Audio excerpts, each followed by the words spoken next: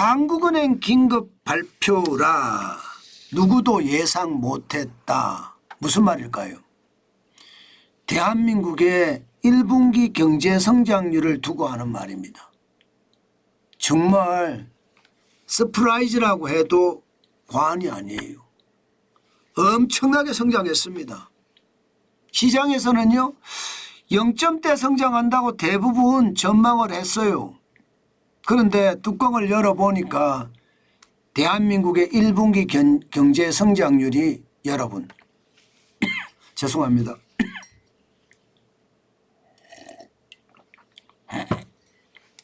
1.7%나 성장했습니다. 1.7% 성장한 것은요 2021년 1분기 1.8% 이후로 최고치예요. 2021년 1분기예요. 그러면 적어도 말입니다. 지금 연도로 따졌을 때는 5년 만에 최고치라고 이야기할 수 있죠. 5년 만에. 그만큼 성장이 장난이 아니었어요. 야, 이 정도 성장률이면 대한민국의 올해 성장률은 아마도 2% 후반대 3%대 간다는 이야기도 나옵니다. 물론 미국과 이란의 전쟁 유가가 빨리 떨어진다는 가정하에서죠. 그렇지만 1분기 성장률이 1.7%가 되니까 2025년 3분기에 돈 뿌릴 때보다 나았죠. 여러분도 알다시피 2025년 3분기에 이재명 정부 돈 엄청나게 뿌려댔잖아요. 예, 38조 5천억 원이나 뿌려 제꼈으니까요. 그런데도 1.3%밖에 성장 못했습니다. 그런데 2026년 1분기는 1.7%나 성장했어요. 이거를 보면 이재명 정부가 정말로 정신 차려야 돼요. 돈을 뿌려서 성장하는 게 아니라 기업의 경쟁력을 길러줘서 성장을 해야 된다. 이 말이 여기서 현실로 통합니다. 사실 1.7% 성장은요 어느 누구도 예상 못했습니다. 한국은행마저도 1.7% 성장 못할 거라고 예상했어요. 실질적으로 보시면 한국은행은 올해 2% 성장한다고 했거든요. 그러면 한 분기에 1.7% 성장하리라고 누가 예상했습니까? 기획재정부도 2% 성장한다고 했죠. 한국금융연구원이 그나마 높아요. 1.9%. 그런데 나머지 KDI든 국회 예산정책처든 한국산업연구원이든 모두 1.9%예요. 해외기관도 마찬가지입니다. 해외기관도 평균 성장률 전망이 1.85%예요. 1분기가 1.7% 성장하리라고 아무도 예상 못했습니다. 네, 가장 낮은 것이 캐피탈 이코노믹스인데 1.6% 성장한다고 했고요. S&P가 그나마 높아요. 2.1%. 그리고 나머지 대부분은 1.8%에서 1.9% 성장률이에요. 그런데 정작 시장의 어떤 1분기의 성장률을 까보니까 1.7%니까 장난 아니잖아요. 연율로 계산하면요 1.7%가 3.6% 계산이 되거든요. 예, 1분기처럼 계속 그렇게 성장했을 때는 올해 성장률이 3.6% 성장을 한다는 이야기예요. 그 정도로 많이 대한민국의 수출이 난리가 났다 그 뜻입니다. 예, 이것은요 어느 누구도 예상하지 못한 숫자입니다. 그만큼 반도체 수출이 난리도 아니었습니다. 1월, 2월, 3월에 반도체 수출을 보십시오. 1월에는 여러분 보시는 것처럼 전년 대비해서 102.7% 수출 증가가 했죠. 그리고 2월에는 160.8%예요. 3월에도 151.4%입니다. 전쟁이 나도 반도체 수출에는 별반 변화가 없다는 뜻이에요. 그만큼 말입니다. 2025년보다 2026년 1분기가 난리도 아니었다. 그 말 현실적으로 맞는 말입니다. 주로 말입니다. 반도체 수출이 이렇게 늘어나니까 보시다시피 수출이 성장률을 다 견인합니다. 2026년 1분기 5.1%입니다. 5.1%면요. 2020년 4분기 5.3% 이후로 최고치입니다. 2020년 4분기면 여러분 보세요. 2021년, 2022년, 2023년, 2024년, 2025년이죠. 5년 3개월 만에 최고치라는 거잖아요. 수출이 그만큼 말입니다. 기여도가 엄청났습니다. 수출이 늘어나니까 여러분 그 다음에 뒤따르는 것이 뭘까요? 수출이 늘어나면 물건을 만들어야 돼요. 물건을 만들려고 그러면 설비 투자를 할 수밖에 없습니다. 반도체 설비 투자 장난 아닙니다. 지금 2026년 4월에 4.8%예요.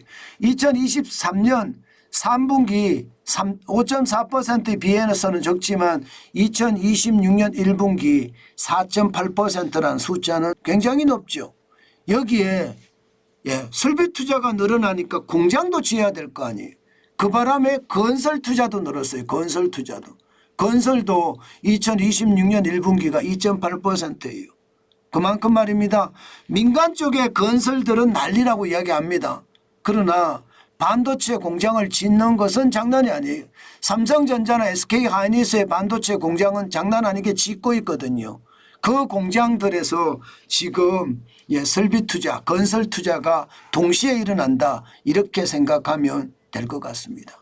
그만큼 말입니다. 반도체 하나가 이렇게까지 대한민국의 경제 성장률을 견인할 줄 몰랐다. 이게 대부분의 전문가들의 시각입니다. 한국은행조차도요. 반도체 하나가 이렇게 증가했다고 이렇게 예상할 정도니까 시장은 장난 아니죠. 내수는 어렵습니다. 내수는 제가 여러분들에게 계속 말씀드린 것처럼 수출은 좋아요. 그런데 내수가 어려워요. 그만큼 말입니다. 지금 보시다시피 수출은 5.1%, 수입도 3%가 늘어났어요. 설비투자 4.8%, 그리고 건설투자도 2.8%입니다. 그런데 소비 쪽에 가니까 박살이에요. 정부 소비는 0.1%밖에 증가하지 못했고요. 정부 소비는 예산은 많은데 돈 뿌리는 쪽에만 계속 예산을 쓰니까 정부 소비 쪽으로는 안 나타나죠. 민간 소비도 0.5%밖에 안 올라갔습니다.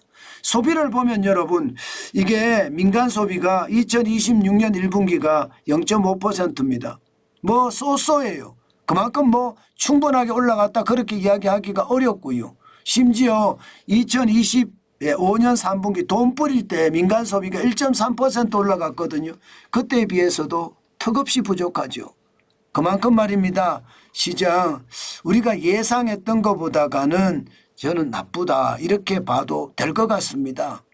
1분기는 이렇게 올라갈 수 있다는 이야기죠. 그러나 지금 민간 소비는 여전히 어렵다. 그 말이잖아요. 문제는요. 이렇게 되면 아무래도 미국과 이란의 전쟁의 여파가 이제 영향을 받을 겁니다. 1월, 2월, 3월은요. 아주 국소적으로 영향을 받았습니다. 반도체 수출에도 그렇고요. 우리 물가에도 그렇고요. 적어도 지금 올라서 유가가 적용되지는 않았잖아요. 정부도 최고 가격제를 정해서 계속 나가면서 말입니다. 그런데 정작 충격은 어디서 옵니까? 유가에서 오잖아요. 지금 유가가 두바이유 보세요. 배럴당 105.10달러입니다. 이게 많이 올라갔을 때는 3월 19일 날 137.82달러예요. 근데 이때 우리는 원유가 못 들어왔습니다. 두바이유에 호르무즈 해협을 꽉 막아서 봉쇄해서 우리는 그만큼 유조선을 들여오지 못해서 이제 들여오는 게 올 거예요. 어떤 게 오느냐. 현물 시장에서 산 원유들이 들어오기 시작할 겁니다. 현물 시장에서는요. 두바이유가 지금 105.10달러가 아닙니다. 적어도 130달러, 150달러가 넘습니다. 현물 시장은 더 비쌉니다. 이것은 고정 거래 가격이잖아요.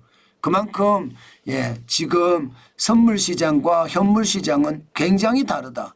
그렇게 되면 여러분 지금까지 경제가 굉장히 좋았다. 1분기에는 우리가 깜짝 놀랄 만큼 좋았다. 이렇게 이야기하지만 앞으로가 문제죠. 유가가 이렇게 오르면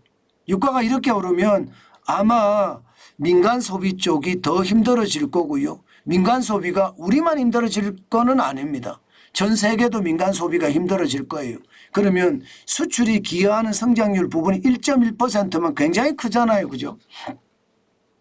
굉장히 큽니다. 그런데 이 수출의 기여도가 떨어지면 경제 성장률은 어떻게 된다고요? 더 힘들어질 수도 있다. 이렇게 예상할 수 있나요? 아마도요. 현재까지 시장에 대해서는 긍정적인 요소가 많습니다. 그렇지만 여러분, 앞으로 다가올 4월, 5월, 6월 2분기가 과연 어떻게 될 것인가? 그게 대한민국의 경제 성장률을 전망하지 않을까? 저는 그렇게 예상은 합니다. 그만큼 말입니다. 시장의 변화가 심하다는 뜻이에요. 어떤 분들은 그렇게 이야기해요. 아니 정환진 당신 말이야. 경제 나쁘다 그렇게 이야기하더니 경제 성장률 좋잖아. 이거 안 보이나? 이렇게 이야기하실 분들 분명히 계실 거예요. 분명히 말씀드리지만 수출이 좋은 거지 지금 보시는 것처럼 민간 소비는 여전히 나쁩니다. 기여도가 0.2%밖에 안 되니까요. 저는 국내 시장을 중심으로 경제에 대한 이야기를 많이 말씀을 드렸잖아요. 이거를 아이템에 따라서 능동적으로 또 적극적으로 보셨으면 좋겠습니다. 무조건요 비난할 것이 아니라 이것은 내수에 해당되니까 내수가 그만큼 나빴구나 그렇게 이해해 주시면 좋을 것 같습니다. 여러분, 대한민국의 1분기 경제 성장률 놀라울 정도입니다. 1.7%나 성장했습니다. 그야말로 시장도 예측 못했고요. 전문가도 예측 못했고요. 심지어 정부나 한국은행도 예측 못한 수치입니다. 그만큼요 반도체 수출이 난리가 났었잖아요. 그 수출이요 경제 성장률에 압도적으로 영향을 미쳤다. 그 뜻입니다. 그만큼요 1분기 수출은 누가 보더라도 깜짝 놀랄 만큼 성장을 했다는 뜻입니다. 문제는 2분기도 그렇게 성장할 거냐 이겁니다.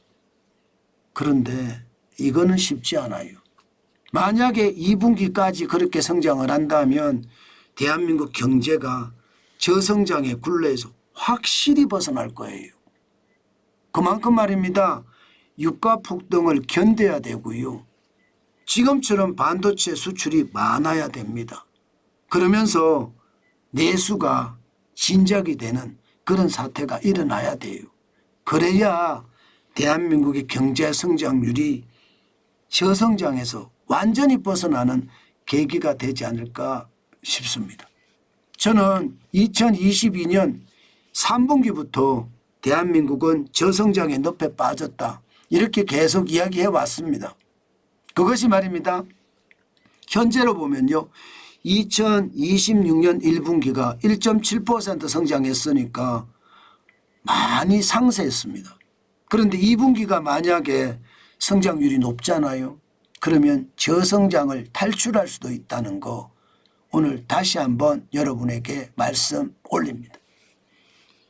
물론 이게 내수로까지 다 아주 속속들이 연계가 될 거라고 저는 그렇게 생각하지는 않습니다.